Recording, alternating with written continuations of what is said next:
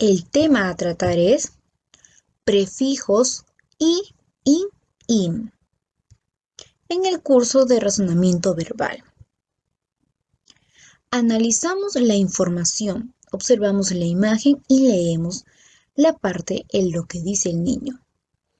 Algunos dicen que es imposible cuidar el ambiente. Pienso que si todos reciclamos, lograremos mantener la salud ambiental. Aquí hay una palabra que destaca. Es la palabra imposible. ¿Y qué es lo que están realizando ellos? A ver, seguimos analizando. Según el texto, ¿qué debemos hacer para mantener la salud ambiental? ¿Qué es lo que debemos hacer? ¿Qué es lo que están realizando y qué es lo que mencionó el niño? ¿Qué es? Debemos reciclar. Siguiente pregunta. ¿Qué otras acciones ayudan a conservar la salud del ambiente? ¿Qué otras acciones ayudan? A ver, chicos, hay que pensar. ¿Cuál podría ser o qué podríamos decir a esta pregunta? Vamos construyendo nuestros aprendizajes con la información que hemos tenido. La pregunta es, ¿qué significa la palabra destacada en el texto? Recordemos que la palabra destacada en el texto es imposible. ¿Y qué significa esa palabra imposible?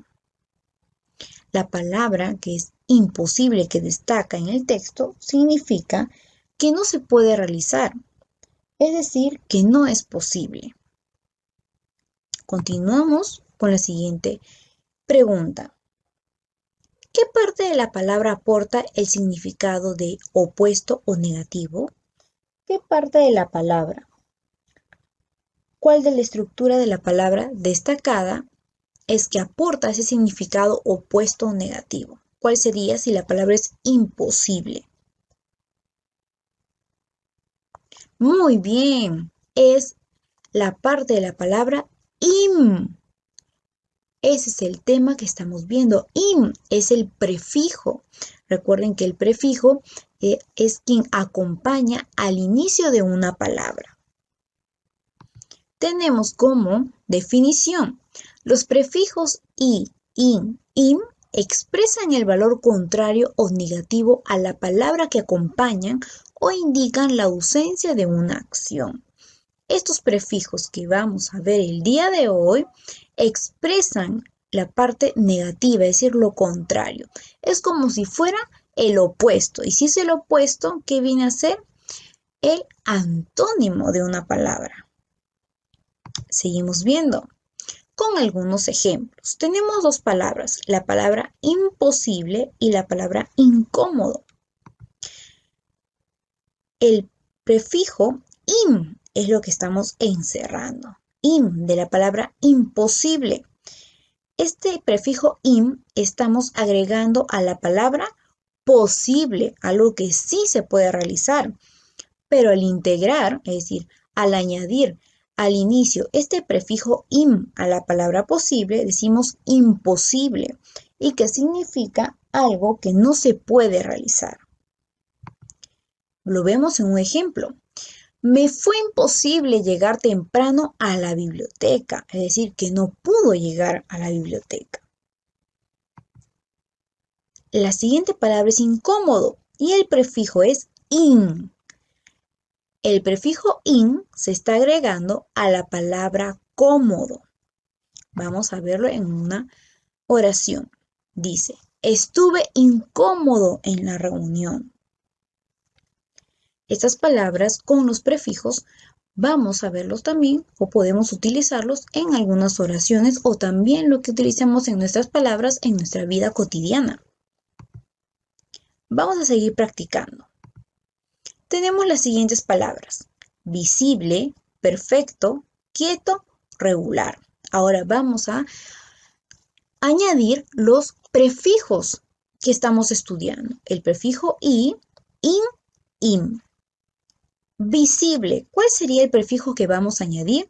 Sería invisible. Visible es algo que se puede observar. Invisible, algo que no se puede observar. Estamos viendo que es lo contrario de la primera palabra al agregar, es decir, o al añadir el prefijo. perfecto.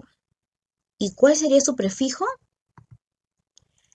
Imperfecto, el prefijo im.